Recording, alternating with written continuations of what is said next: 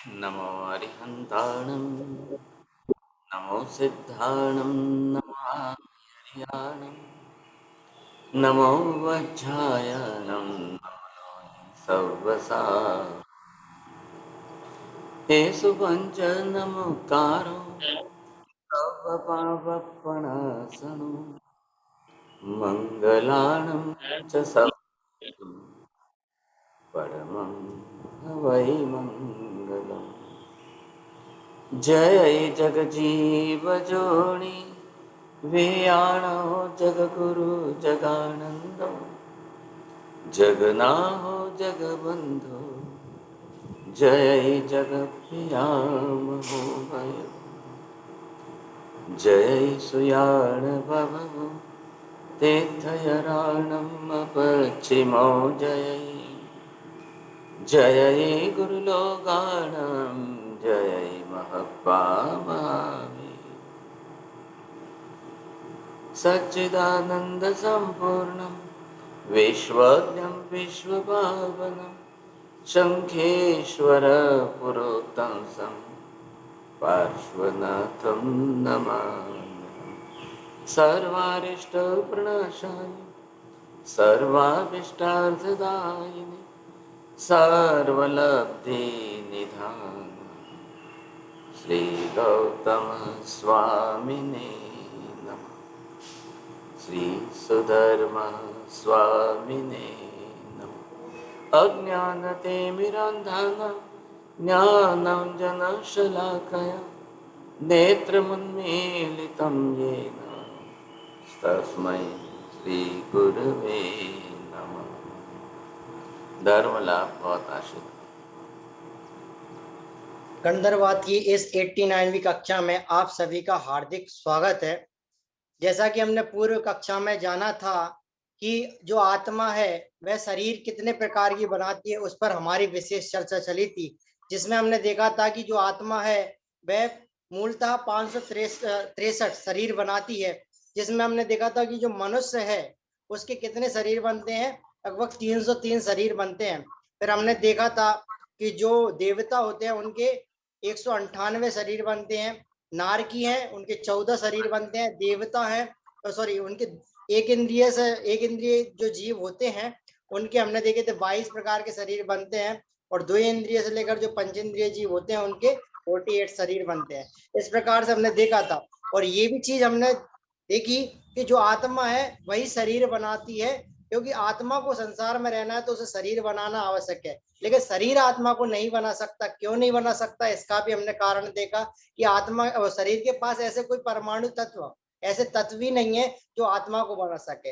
लेकिन आत्मा के पास ऐसे कौन से तत्व है जो शरीर बनाती है, तो कहा जाता है कि आत्मा क्या करती है, वर्गणाओं के आधार से ही शरीर बनाती है। ये चीज हमने मूलतः पूर्व कक्षा में देखी थी। अब आगे की कक्षा के लिए महाराज साहब से निवेदन कर प्रकार बोलना सब जगह पर है ना, शरीर के प्रकार, शरीर कितने प्रकार के हैं, इतने सब। हाँ जी, बहुत धन्यवाद आपको। आत्मा सिद्ध करने के लिए हमने अलग अलग प्रकार से, तर्कों से, युक्तियों से, प्रमाणों से, शास्त्र आधार से, इन सब तरीके से हम सिद्ध करते चल रहे हैं। और इनके अंदर जिस समय जो भी प्रकार मिला, जो तर्क मिला, जो युक्ति मिली, जिस प्रमाण से हम चाहते हैं कि भाई ये आत्मा को प्रूव कर सकते हैं। दो बात प्रूव करनी है हमको। एक इंद्रभूति गौतम का विषय है, उनका कंसेप्ट बिल्कुल अलग है कि आत्मा है ही नहीं, वो हम प्रूव कर रहे हैं। अगर न हो तो ये सब कैसे हो। दूसरा जो विषय है उनके ही इंद्रभूति गौतम जी के तीसरे भाई साहब हैं वायुभूति, वो कह रहे हैं शरीर ही आत्मा है, शरीर से भिन्न आत्मा ही नहीं है। इस बात को लेकर के हमने इतनी क्लासें चलाई हैं, और मैं जैन फाउंडेशन नील भाई का विशेष उपकार मानता हूँ कि उन्होंने मुझे इतनी ग्रीन सिग्नल की बात की कि नहीं आप चलाइए, आप चलाइए। अब जिन लोगों को भी योग्य लगता हो, पसंद हो, उचित लगता हो तो ही आप इसको अटेंड करिए क्लास को, अन्यथा निरर्थक आपका समय मत बिगाड़िए। आज देखिए एक अलग प्रकार जो है, और किस प्रकार कितने प्रकार और हो सकते हैं, तो ये एक विषय जो है यहाँ पर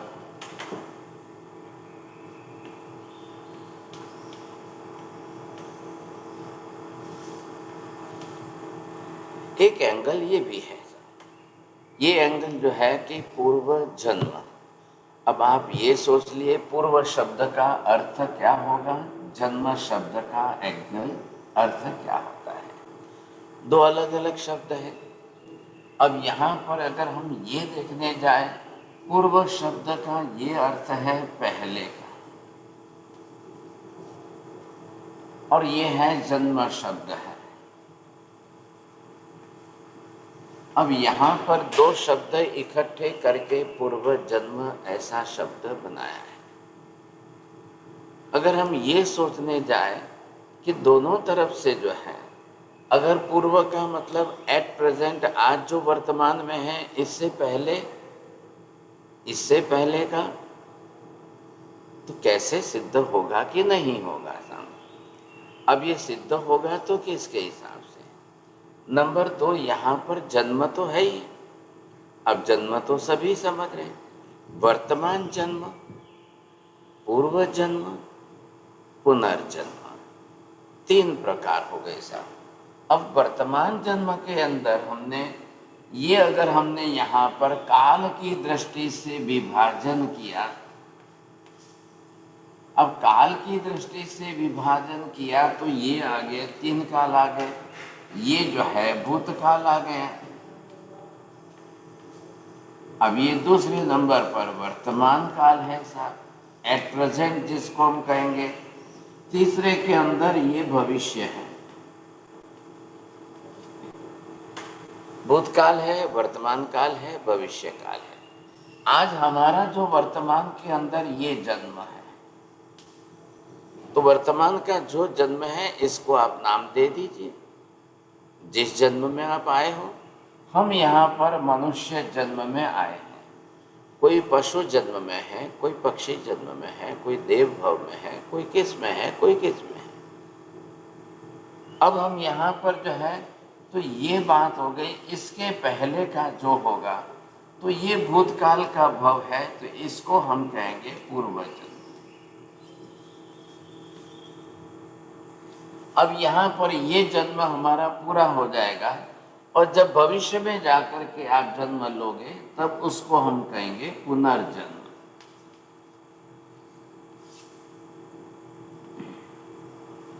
तो ये शब्द पर आप ध्यान दीजिए यहाँ पर। अब ये जो शब्द दोनों हम देख रहे हैं, तो क्यों लगाए गए हैं, इन शब्दों का उपयोग क्यों किया। पूर्व जन्म ये शब्द क्यों बना, पुनर्जन्म ये शब्द क्यों बना। अब शब्द की व्युत्पत्ति करनी है हमें, और शब्द की व्युत्पत्ति के आधार से हमको अर्थ निकालना पड़ेगा सर। दोनों बात तो आ गई।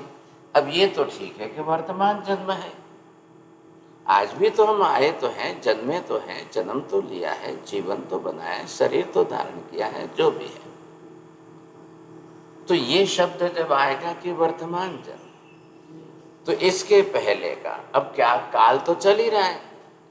काल जिस तरह से जो काल चल रहा है, काल अखंड धारा में चल रहा है। अब काल जिस तरह से जो चल रहा है वो चल रहा है, तो खाली काल ही चल रहा है क्या, कि जीवन भी चल रहा है, जन्म भी चल रहा है, कैसे चल रहा है, क्या हो रहा है। तो ये इन शब्दों के ऊपर जब हम विचार करेंगे, सब कंसेप्ट क्या है वो पहले समझ जाइए आप। यदि आत्मा को सर्वथा न स्वीकारा जाए तो जन्म शब्द का अर्थ कैसे बैठेगा कि नहीं बैठेगा। अब आई बात, जन्म तो है ये सब निश्चित रूप से, तो जन्म है, तो जन्म के पहली भूमिका अब अलग से देखिए। जन्म के पहले कौन था, कहाँ थे, क्या था, किस क्षेत्र में थे, तो कैसे जन्म हुआ, ध्यान से समझिए आप। देखिए, क्रिश्चियनिटी के अंदर ये बात नहीं मानी है, इस्लाम के अंदर ये बात नहीं मानी है, चारवाक नास्तिक ये बात नहीं मान रहे हैं। बौद्ध धर्म के अंदर उनको जब पूछा गया तो गौतम खुद जो है इस बात को जवाब नहीं दे रहे हैं सर, जवाब ही नहीं मिल रहा है सर। अब संसार तो चल ही रहा है सर, जिस तरह से संसार का पूरा चक्र चल रहा है साहब, ध्यान दीजिए। अब इतने बड़े संसार के चक्र के अंदर हम कैसे चल रहे हैं, किस तरह से संसार का चक्र चल रहा है। अगर ये काल की व्यवस्था न हो तो क्या संसार चल सकता है? बोलिए साहब, मैंने क्या पूछा है?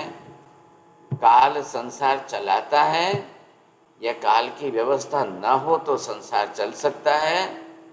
नवीन भाई, क्या लगता है आपको?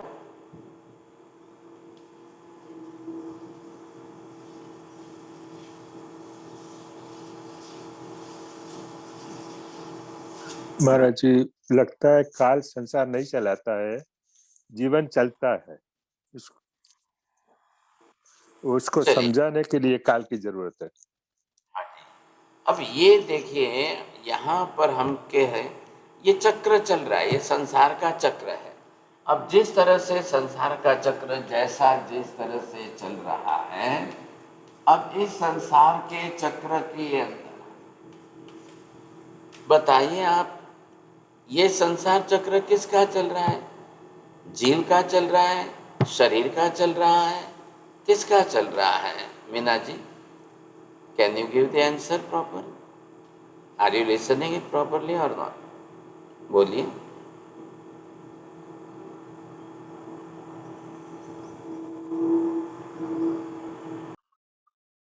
अरे मीना बहन जी है ना? अच्छा ठीक है, चलिए साहब। अब हमको ये देखना है यहाँ पर कि आत्मा का चक्र चल रहा है। दो ही द्रव्य है, ध्यान से समझिए। आकाश तो एक तरफ निकल गया, धर्मास्तिका है, धर्मास्तिका एक तरफ निकल गया, ये तीन तो बीच में नहीं आ रहे। आकाश का तो कोई जन्म होता ही नहीं है, धर्मास्तिका का होता नहीं है, अधर्मास्तिका, इन तीनों को तो हमने एक तरफ छोड़ दिया। अब रहे कौन? दो, पुद्गलास्तिकाएं भी है, जीवास्तिकाएं भी है। अब ये जो चल रहा है, संसार चक्र चल रहा है। अब यहाँ से आप यहाँ आए, अब यहाँ से यहाँ आकर के ये दूसरा जन्म लिया, अब यहाँ से आप यहाँ आकर के ये तीसरा, यहाँ से आकर ये चौथा, यहाँ से आकर अब ये कौन आ रहा है साहब? कौन आ रहा है? किसको बोलेंगे हम? ये चक्कर जो चल रहा है, संसार का जन्म मरण जो भी चल रहा है, कोई यहाँ था तो यहाँ आया, कोई यहाँ था तो यहाँ आया, कोई यहाँ था तो यहाँ आया, नहीं तो कौन आता? अगर इसमें हम किसको स्वीकारें? अगर ये जो आने जाने की प्रक्रिया जो आप देख रहे हो, तो ये आना जाना किसका हो रहा है? अब यहाँ आप ये चल रहे हैं संसार के अंदर, ये अनंत चल रहे हैं, अनंत भाव हो रहे हैं। अब आप ये सोचिए कि इतने अनंत के अंदर, अब आप ये बताइए कि इतने अनंत के अंदर वर्तमान कौन सा है, भूतकाल का कौन सा है, भविष्य काल का कौन सा है, कैसे बताएंगे आप? जैन साहब बता सकते हैं, इसमें बताइए आप। मैंने एक राउंड बनाया है, अभी तो इतना ही किया है, लेकिन अब ये तो अनंत राउंड है ना। अनंत राउंड के अंदर अनंत जीवात्मा है, अनंत की बात चल रही। अब हम ये बात हमारी खुद की करें या महावीर स्वामी की करें या जिस किसी की करें, समझे कि नहीं? अब दूसरे भी हैं, तीसरे भी हैं, सब चल रहे हैं। कोई यहाँ चल रहा है, कोई यहाँ से यहाँ आ रहा है, कोई यहाँ से आ रहा है, कोई यहाँ से आ रहा है, कोई जीव यहाँ से यहाँ आ रहा है, कोई जीव जो है वो यहाँ से अपनी तरह से जो चल रहे हैं, मतलब एक निरंतर चल रहे हैं ये प्रक्रिया जो है। अब आप ये पूछिए, कैसे पूछेंगे, समझेंगे? ये कैसे समझेंगे? थोड़ा ध्यान से समझना।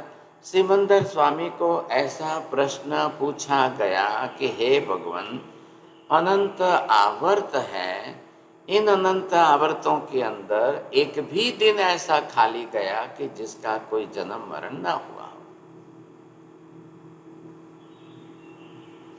गतियां 4 हैं, 4 गतियों में पूछा गया दूसरा प्रश्न, हे भगवान इन 4 गतियों में एक भी गति ऐसी है कि जिसमें एक दिन भी खाली गई हो कि कोई किसी का जन्म मरण ना हुआ।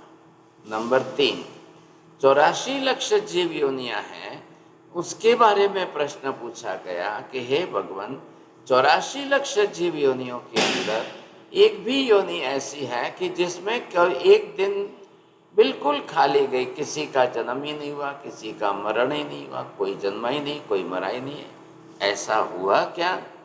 नंबर 4, 563 563 प्रकार के जितने भेद हमने प्रकार समझे, इनके बारे में प्रश्न पूछा गया कि हे परमात्मा इन 563 प्रकारों के अंदर एक दिन भी ऐसा खाली गया कि कोई जीव इन 563 में आया ही नहीं, जन्मा ही नहीं, मरा ही नहीं, ऐसा हुआ क्या?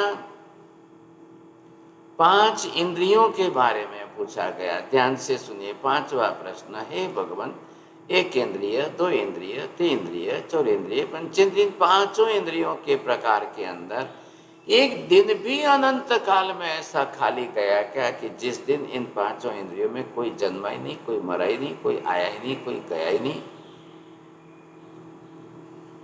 मैं किसी को भी अभी आपको रिपीट करने के लिए भी नहीं कह रहा हूं, मैं पूछ भी नहीं रहा हूं, सिर्फ आप खुद अपने आप में विचार करते जाइए। मैं 1 नहीं 5 प्रश्न पूछ रहा हूं, अभी और कहो तो मैं 10 प्रश्न पूछूं, लेकिन खुद विचार करिए, समझिए। आज वर्तमान की क्षण हम ले लें, आज का दिन, आज की तारीख, आज का वार, आज का समय, आप ये ले लो कि अभी 7:25 हुई।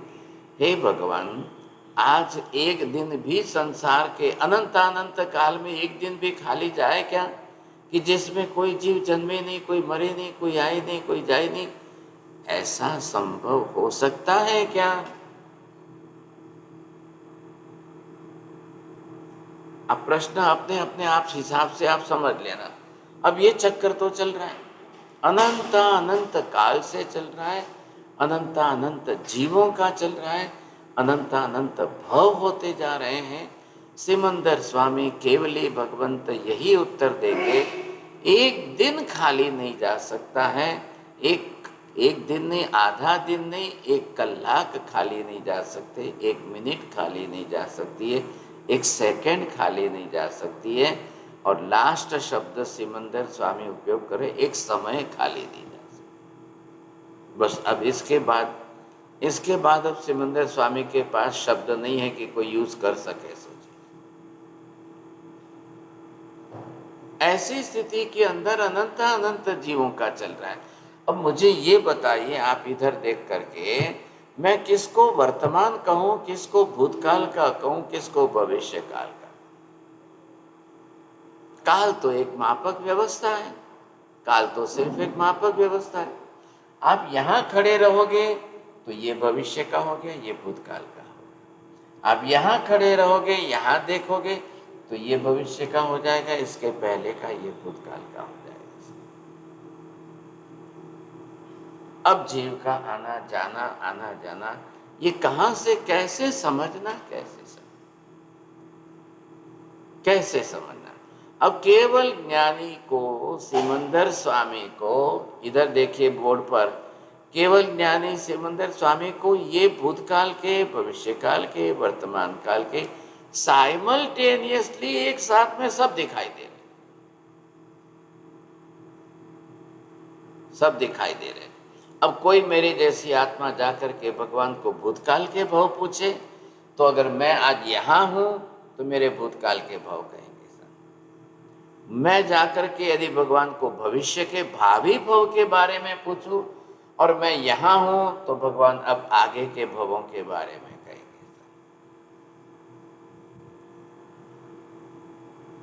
केवली की बात तो ये हो गई, समझे कि नहीं?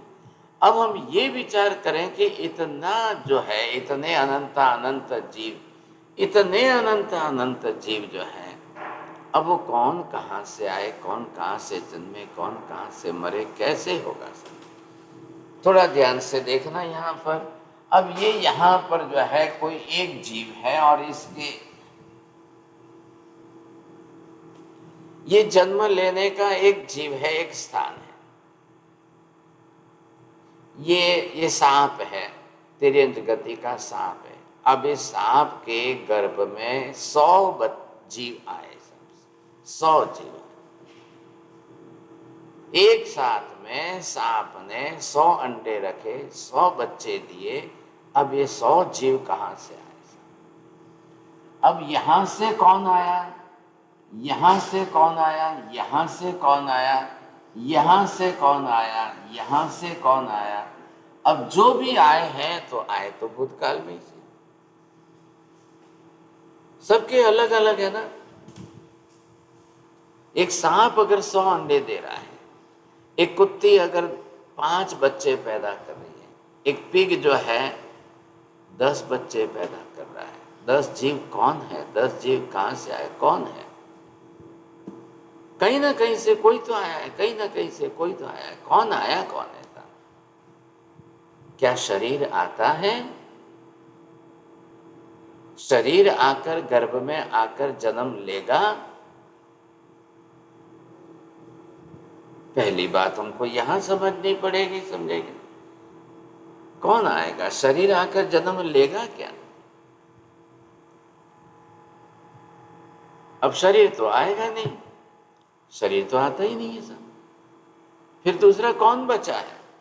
आकाश तो है नहीं, धर्मास्तिका तो आते नहीं है सर। अगर हम शरीर को छोड़ देते हैं तो बचा कौन?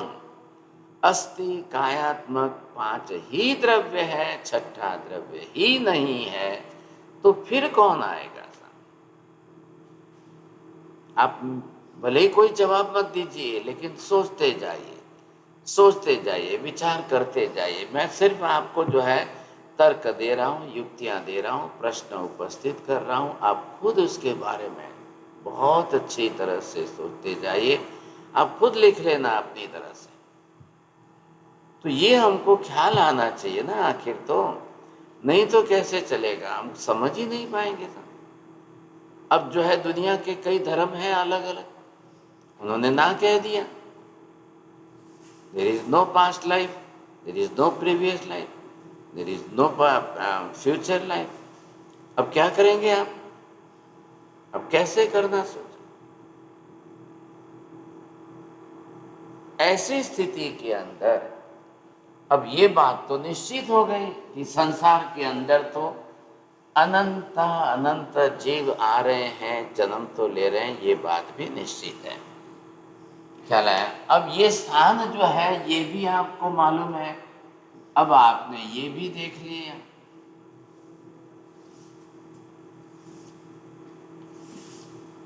ये मनुष्य क्षेत्र यहाँ का है, ये तिरछा लोक यहाँ का है। अब यहाँ पर एक मनुष्य क्षेत्र के अंदर जो है यहाँ की बात कर रहा हूं। अब यहाँ पर आप ध्यान से देखना थोड़ा कि एक जो है यहाँ मनुष्य क्षेत्र के अंदर एक स्त्री गर्भवती हुई, कल नहीं थी आज हुई सर। तो कैसे गर्भवती हुई, क्यों हुई? वो किसका शरीर आया या कोई जीवात्मा आई? जो आया उसको हम जीव कहेंगे। कल नहीं थी, कल तो नहीं थी, आज क्यों हुई? तो कहां से आया, कौन आया, क्या आया सर? अब पूरे संसार के अंदर, पूरे ब्रह्मांड में देख लीजिए तो अब ये प्रश्न है, पूर्व जन्म शब्द क्या है, ध्यान में लीजिए। अब ये जो शब्द है पूर्व जन्म, अब ये क्या सिद्ध कर रहा है? पूर्व जन्म ये शब्द क्या सिद्ध कर रहा है? बोलिए, जैन साहब बोलेंगे। अमन जी आपको बोलना है। शब्द का अर्थ सही, खाली वर्ड मीनिंग मत कर लेना बस। ये क्या सिद्ध कर रहा है, ये शब्द क्या सिद्ध कर रहा है? चलिए मेहता जी बोलिए।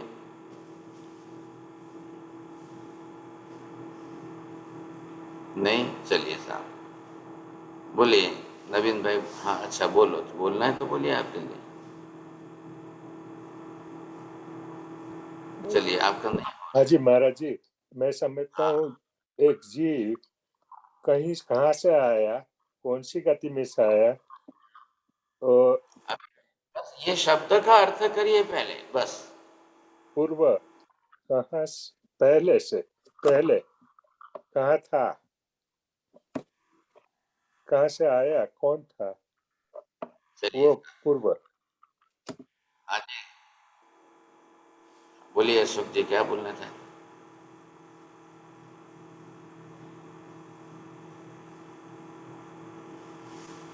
देखिए जिनको बोलना है तो पहले से आप अनम्यूट करिए, नहीं तो टाइम जाएगा। सुखराज जी, हाँ बोलिए जल्दी। ये सिद्ध करता है कि पहले भी ये आत्मा दूसरे जन्म में थी बहुत और अच्छा, चलिए। हाँ, बस बस बस, बहुत धन्यवाद। आज वर्तमान के जन्म के पहला ये आत्मा कहीं थी, इसका जन्म था। पहले ये जन्म शब्द का अर्थ क्या है? पूर्व तो ठीक है, आपने कालवाची है, समय का शब्द है, समय आपने समझ लिया।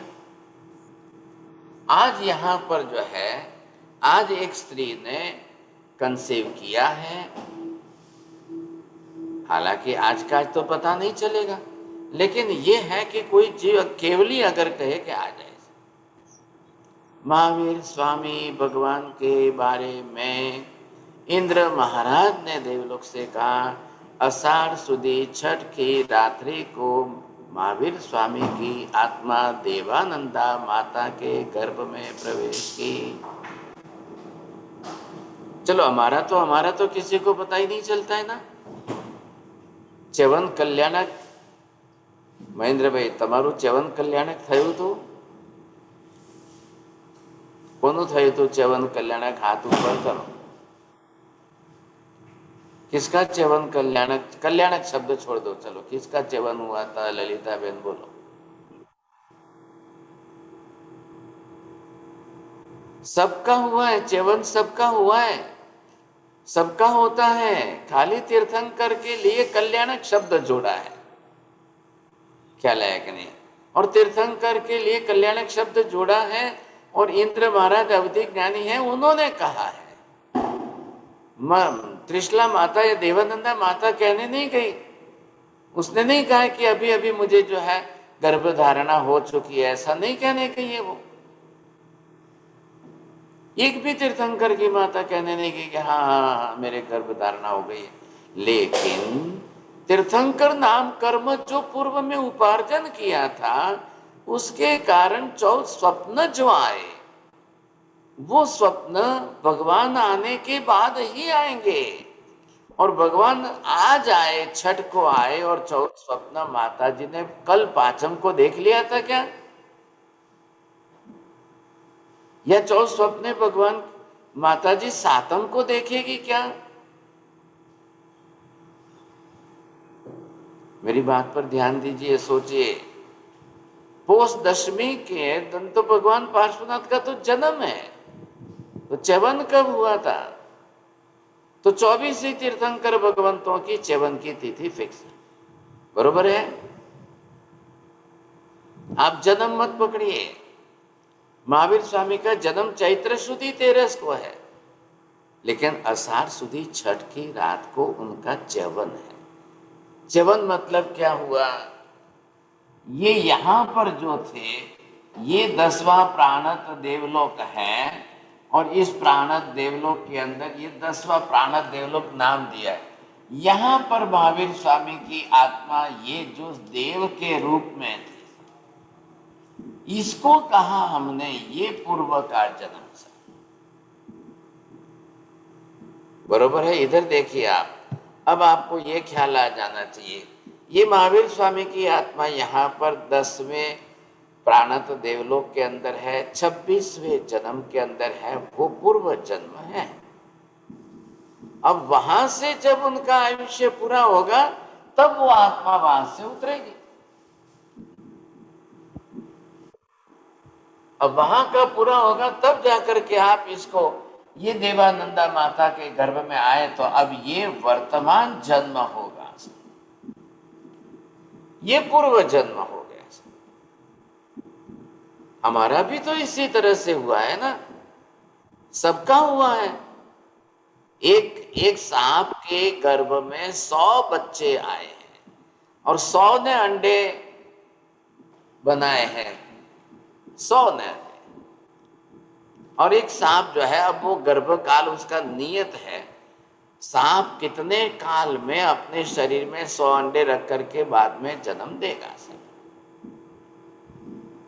तो प्रश्न यहां उपस्थित हो रहा है, अगर पूर्व मतलब भूतकाल में अगर कोई नहीं है तो कौन आएगा? ये तो वर्तमान जन्म देवानंदा माता है और देवानंदा माता के गर्भ में आए। कल नहीं थे, आज क्यों आए? अब आप ये तिथि बरोबर समझ लीजिए, ये वर्तमान भव है। तो वर्तमान भव, इसकी तिथि का नाम आषाढ़ सुदी छठ है। अब इसके पहले ये पांचम थी, इसके बाद में ये सातम होगी। अब जब भगवान रात्रि के समय गर्भ में आए तो उसी समय 14 स्वप्ने आएंगे कि पांचम को आ गए थे कि कल आएंगे?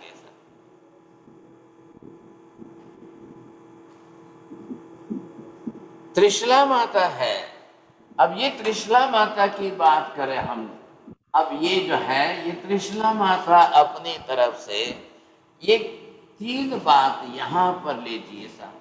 ये है पहले नंदीवर्धन, ये दूसरी सुदर्शना बहन है और तीसरे नंबर पर वर्धमान है। तो नंदीवर्धन के टाइम पर 14 स्वप्ने नहीं आए, सुदर्शना बहन के समय 14 स्वप्ने नहीं आए। तो क्या उनकी आत्मा त्रिशला माता के गर्भ में नहीं आई क्या? निश्चित रूप से आई।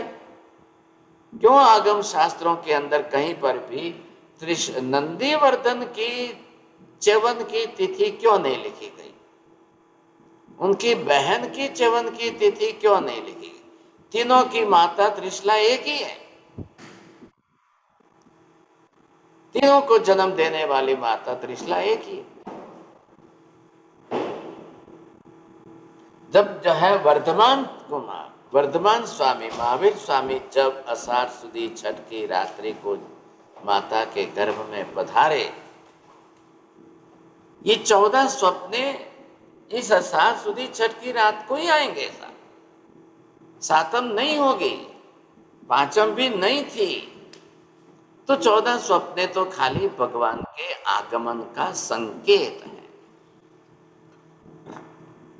मात्र संकेत। क्यों है? तीर्थंकर नाम कर्म की पुण्य प्रकृति पूर्व में भूतकाल में उपार्जन करके साथ में लेकर आए। नहीं आए होते तो 14 स्वप्न माता जी को नहीं आते। आप समझ रहे हैं ध्यान से? 14 स्वप्ने भगवान को आते हैं कि माता को आते हैं? भगवान को क्यों आएंगे? भगवान तो खुद उतर के आ रहे हैं। साहब च्यवन के समय आते हैं ना, ये आपने जन्म लिखा है। कहाँ जन्म लिखा है? ये वर्तमान जन्म, ये पूर्व जन्म, वर्तमान जन्म की बात जब कर रहा हूँ, ये आषाढ़ सुदी छठ ये च्यवन की तिथि है, यहाँ बोल रहा हूँ। मिच्छामि दुक्कड़म साहब जी, मैंने ये पहले ये बोला था ना, पहले ध्यान में। मिच्छामि अब जो है पूर्व जन्म ये, और यहाँ से उतर के आएंगे ये वर्तमान जन्म। अब यहाँ पर आए ये 24 तीर्थंकर। अब ध्यान रखिए, 24 तीर्थंकर के लिए तो ठीक है, कल्याणक शब्द जोड़ दिया और उनके जो है 14 स्वप्ने हैं, इसलिए उनका व्यवहार है। हमारा च्यवन हुआ कि नहीं हुआ? हमारा भी सबका च्यवन हुआ है। हमारा च्यवन कल्याणक नहीं था, हमारा च्यवन 14 स्वप्नों से सूचित नहीं था। ये तो बात सही है, हमने तीर्थंकर नाम कर्म उपार्जन नहीं किया था, हाँ, अब भविष्य में हम करेंगे तो हमारा भी जब च्यवन होगा तभी माता जी को 14 सपने आएंगे ही आएंगे, निश्चित आएंगे, अनिवार्य रूप में। क्यों आज जो है सिमंदर स्वामी, युगबंदर स्वामी, बाहु स्वामी, सुबाहु स्वामी, आज 20 तीर्थंकर है कि नहीं है? महाविद्य में, 5 महाविद्य में 20 तीर्थंकर आज विचरण कर रहे हैं। अब उनकी भी जो है माता के गर्भ में प्रवेश की तिथि च्यवन कल्याणक के रूप में आज भी सबके पास मालूम है, सबकी। और सबकी खूबी आश्चर्य एक है, 20 तीर्थंकर की च्यवन तिथि एक ही है, एक ही दिन 20 तीर्थंकर आए। क्षेत्र अलग अलग है, स्थान अलग अलग है। अब कोई माता, कोई स्त्री जब 2 बच्चे साथ में आते हैं, ट्विंस होते हैं, किसी के 3 होते हैं, किसी के 4 होते हैं, तो तीनों चारों जीव अलग अलग है कि नहीं है? जीव तो स्वतंत्र है।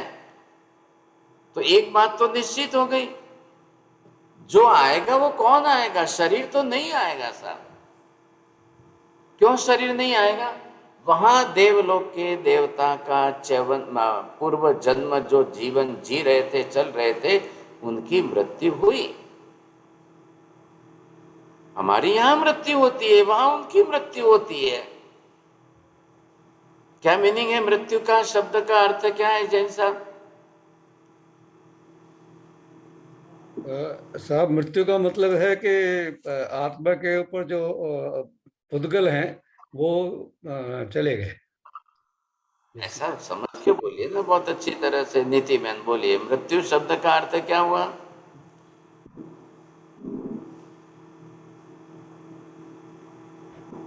आत्मा की पर्याय चेंज होना, वह मृत्यु कहलाता है।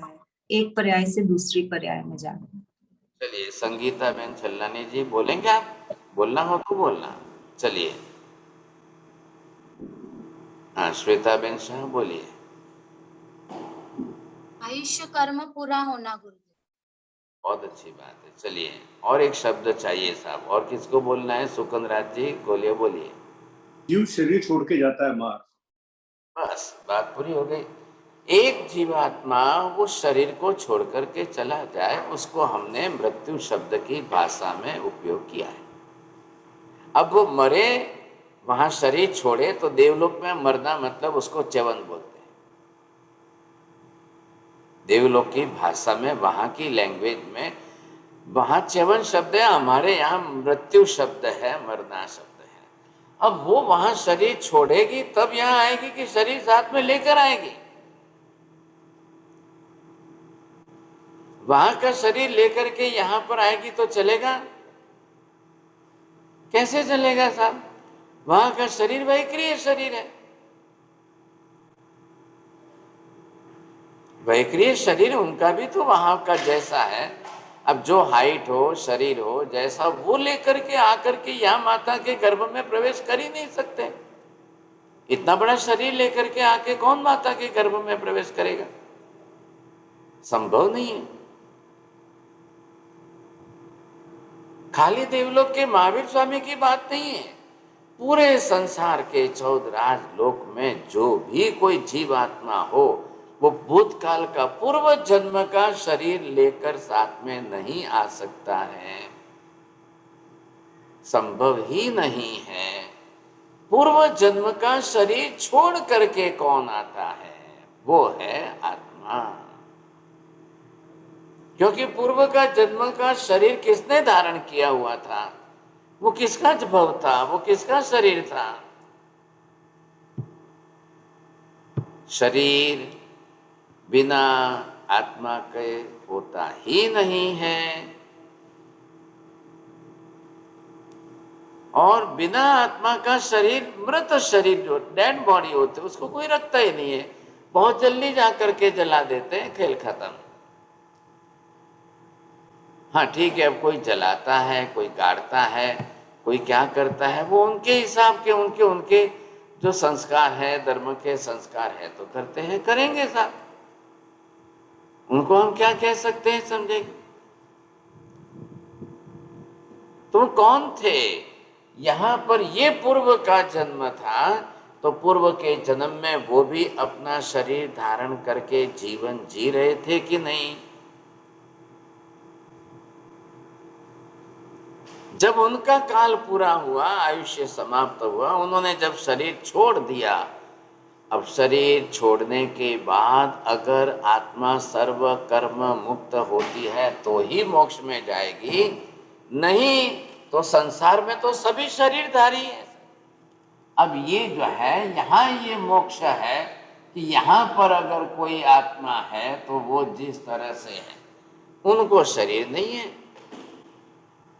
आप इधर देखिए, पूरे लोक के अंत में यहाँ की बात है। तो ये आत्मा जब शरीर नहीं है तो इसका कर्म भी नहीं है, तो ये वहां से उतरेगी नहीं, ये वहां से आएगी नहीं, ये कोई आकर के बाद में माता के गर्भ में शरीर धारण करेगी नहीं साहब। अब हिंदू धर्म ने, वैदिक धर्म ने ये बात कर दी है कि भगवान ही वहां से बार बार आते हैं। इधर देखिए ध्यान से थोड़ा, ये भगवान ही वहां से बार बार आते हैं, एक ही ब्रह्म तत्व है और वही बार बार आएंगे, बार बार जन्म लेंगे, बार बार शरीर बनाएंगे। तो ये बात संभव है क्या? अब इसका मतलब अगर वो ये कहते हैं कि बार बार आकर जन्म लेते हैं, तो इसका मतलब वो मोक्ष से नहीं आते हैं, वो स्वर्ग से आते हैं। ये बात जरूर बोलिए, बस इसकी बात पूरी हो गई। कोई ना क्यों कहे हम, ये जो है ये स्वर्ग है। अब वहां से कोई भी आए तो आप बोले 50 बार आओ, 100 बार आओ, 1000 बार आओ, लाख बार आओ, कौन ना कहता है। लेकिन जो आत्मा अशरीरी बन गई, वहां जाकर वो दोबारा किसी शरीर में नहीं आएगी। जो संसार में पूर्व जन्म लेकर शरीर बनाकर जीवन जी रही है, वही आएगी, वही जाकर जन्म, वही वापस आकर शरीर बनाएंगे, नहीं तो दूसरा कोई नहीं। तो वो कौन है? ये जन्म शब्द क्यों जोड़ा? अगर हम जन्म शब्द न जोड़ें तो साहब ये क्या हो गया? ये तो पूर्व शब्द हो गया। या तो पूर्व की दिशा बोलो, या पूर्व का काल बोलो, या पूर्व को भूतकाल बोलो, क्या बोलेंगे आप? नहीं, अगर हम यहां से पूर्व शब्द हटा दें और ये हटा करके खाली हम जन्म शब्द लें तो कैसे चलेगा सर? ये भी नहीं चलेगा। तो यहां पर जो है ये, अब यहां पर आना किसको आना है? पूर्व के जन्म में वो आत्मा अपना शरीर बना करके जीवन जी रही थी, उसने वहां का आयुष्य पूरा करके उस शरीर को छोड़ दिया, वो आएगी। तो उसको हम कहेंगे साहब ये जन्म ले रही है। तो ये गमनागमन, आवागमन किसका है? इधर देखिए, अब ये तो हो गया संसार के अंदर। अब आप जो है पूर्व में कौन कहाँ है, किस में है, किस भाव में है, किस काल में है, किस क्षेत्र में है, कहाँ से आ रही है, कितनी आ रही है। अब पूरे संसार के अंदर इतने बड़े 14 राज लोक के संसार में आप सिमंदर स्वामी को पूछिए कि हे भगवंत, आपको तो केवल ज्ञान में भूत वर्तमान भविष्य तीनों काल का एक साथ दिख रहा है, तीनों काल का एक साथ दिख रहा है। कितनी आत्माएं प्रतिक्षण जो है, कितनी आत्माएं जो है जन्म ले रही है, कितनी मर रही है, कितनी कहाँ जा रही है, कितनी कहाँ जा रही है, कितनी आत्मा कहाँ जा रही है साहब। अब इसका उत्तर क्या आएगा साहब? अगर सिमंदर स्वामी इसका उत्तर देने बैठे तो सिमंदर स्वामी के पास अनंत के सिवाय दूसरा शब्द नहीं। अनंत शब्द अगर किसी भी विषय में प्रकट करना है तो वो केवल ही कर सकते हैं, हम नहीं कर सकते। आप कॉन्टेक्स्ट में समझने की कोशिश करिए। अनंत शब्द का उपयोग सिर्फ और सिर्फ केवल ही कर सकते हैं। अब वो जिस विषय में करेंगे, जितने विषयों में करेंगे, किसी भी विषय में करेंगे, वो केवल ही करेंगे तो ही वो व्यवहार में आएगा, नहीं तो नहीं आएगा।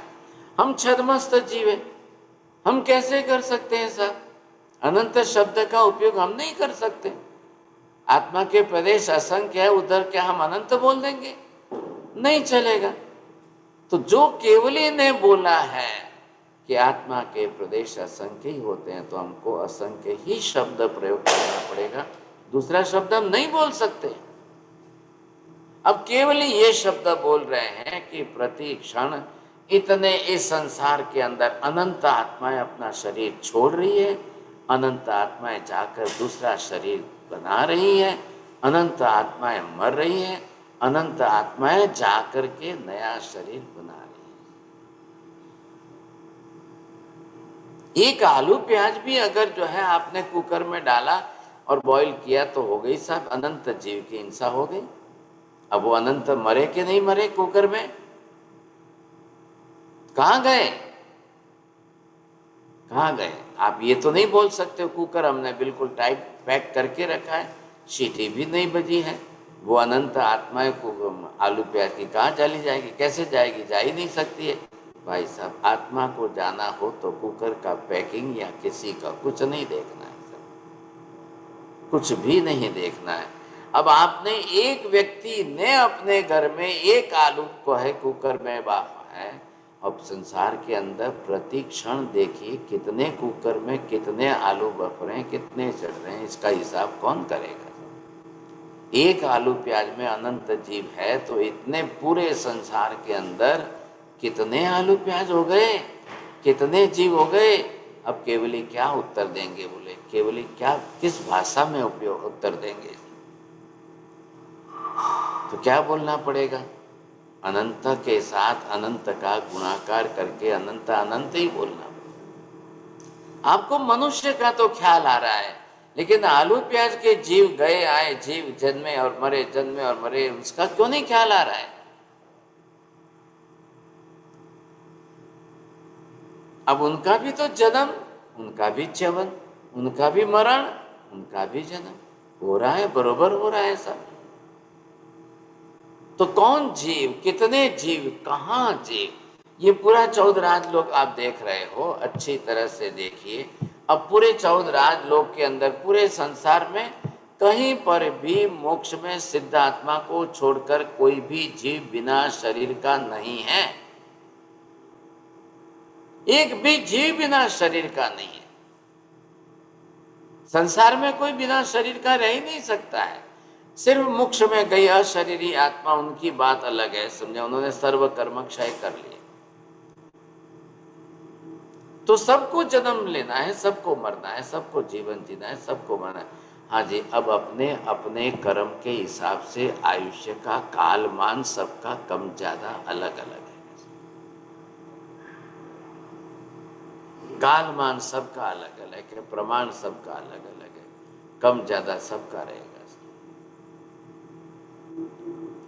हर एक की बात करें, एक इंद्रिय की बात करें, दो इंद्रिय की बात करें, तीन इंद्रिय की बात, हमने काल के विषय में यह सीख लिया है। एक निगोद के गोले के अंदर ये निगोद का गोला है और इसके अंदर ये जो अनंत जीव हैं, इनका भी आयुष्य काल, लाइफ स्पैन, ये जो है ये जीवन जी रहे हैं। तो ये 256 आवली का इनका भी जीवन काल है, आयुष्य काल है, ये भी जीवन जी रहे हैं, इनको भी मरना है।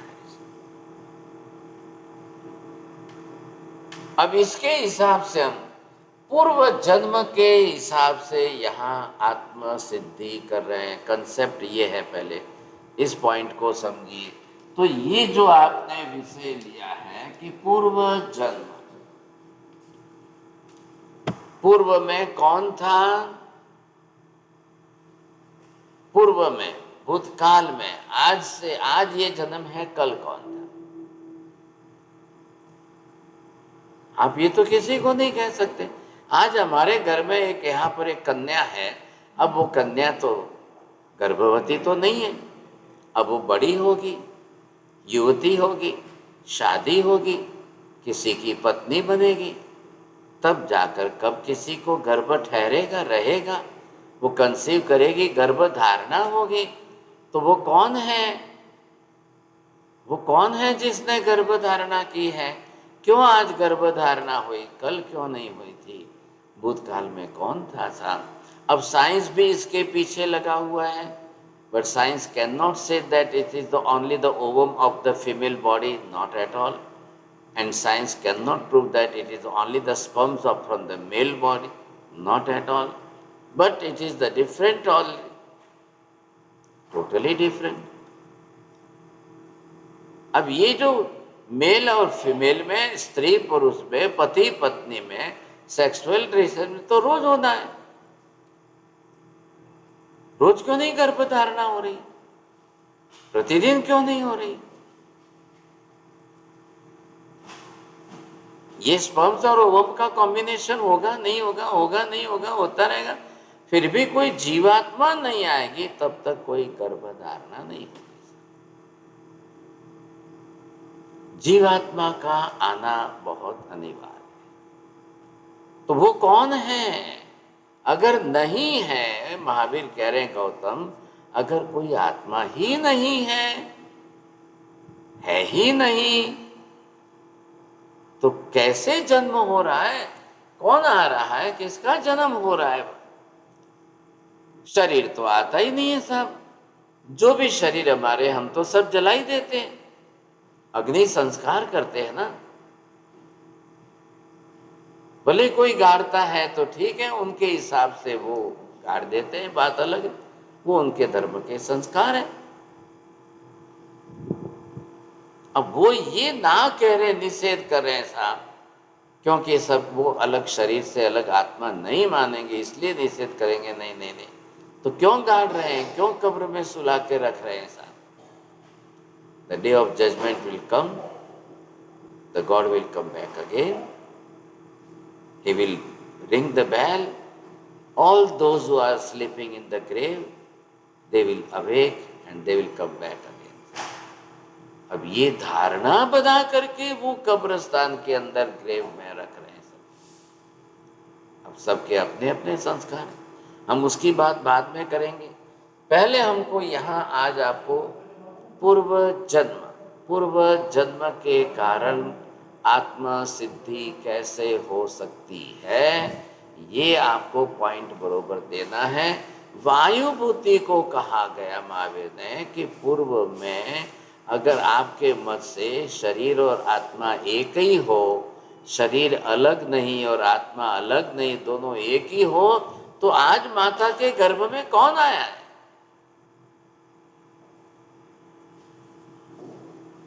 आप समझने की कोशिश करिए। दोनों के कंसेप्शन, दोनों के, इंद्रभूति गौतम का कंसेप्ट क्या है, वायुभूति गौतम का कंसेप्ट क्या है, दोनों को समझिए। अगर शरीर और आत्मा एक ही हो, शरीर से भिन्न आत्मा न हो, आत्मा से भिन्न शरीर न हो, तो ये आया कौन? कौन आया आज? कैसे गर्भधारणा हुई? और गौतम, इंद्रभूति गौतम को कह रहे हैं कि हे गौतम, अगर आत्मा ही नहीं थी, भूतकाल में अनंत अनंत आत्माओं का आप न स्वीकारो, कोई नहीं थी, तो आज इस स्त्री को गर्भधारणा कैसे हुई? आज कोई जीव क्यों आया साहब? हाँ, भले जब मालूम पड़ेगा, जब समझेंगे, तब की बात तब है। अब मेडिकल साइंस भी अपनी एम्ब्रियोलॉजी के अंदर वो प्रूव कर रहे हैं, ओवम था, स्पर्म आया, लेकिन अब उसके बाद में न ओवम का रूप है न स्पर्म का रूप है, then it converts in a follicle, and follicles में से आ गया तो अब ट्यूब के अंदर जो है गर्भधारणा हुई। अब उसके बाद न कोई स्पर्म का रूप रहता है, न कोई ओवम का रूप रहता है। कहाँ चला गया स्पर्म, कहाँ गया ओवम, कहाँ गया, क्या हुआ? तो ये शरीरधारी कौन है? ये जो जीवात्मा शरीरधारी है वो कौन है? फिर जब second week, third week, 4 week, अब 1 महीना 2 महीने के बाद बरोबर देख रहे हैं, हाथ है, पैर है, मुंह है, शरीर है, बन रहा है, सब बन रहा है, तो अब क्यों नहीं ओवम दिख रहा है, अब क्यों नहीं स्पर्म दिख रहा है? क्या स्पर्म ने कन्वर्जन किया है? बिल्कुल नहीं साहब।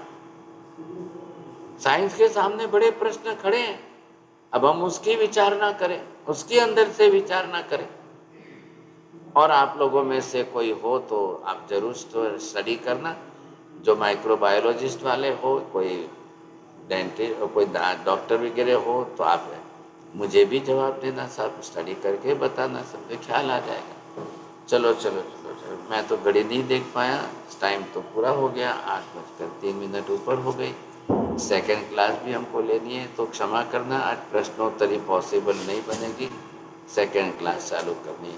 नमो हरियंताणम, नमो सिद्धाणम, नमो हरियाणम, नमो वज्रायाणम, नमो लोहे सर्वसाहुणम, एषु पंच नमोकारो सर्वपापप्रणाशनम्, मंगलानं च सर्वेसिं परमं हवै मंगलम्। मंगलं भगवान् वीरो, मंगलं गौतम प्रभु, मंगलं स्थूलिभद्राद्या जैनधर्मोऽस्तु मंगलम्। चत्तारि मंगलं अरिहन्ता मंगलं, सिद्धा मंगलं साहु मंगलं, केवलीपन्नतो धम्मो मंगलम्। चत्तारि लोकोत्तमा अरिहंता लोकोत्तमा, सिद्धा लोकोत्तमा साहु लोकोत्तमा, केवली पन्नतो धम्मो लोकोत्तमा। चत्तारि शरणं पवज्जामि, अरिहन्ते शरणं पवज्जामि, सिद्धे शरणं पवज्जामि, साहु शरणं पवज्जामि, केवली पन्नतं धम्मं शरणं पवज्जामि। सर्वमङ्गलमाङ्गल्यं सर्वकल्याणकारणं, प्रधानं सर्वधर्माणां, जैनं जयति शासनम्। धर्म लाभ बहुत बहुत त्रिकाल वन्ना साहिब जी। हाँ जी, बहुत धर्म।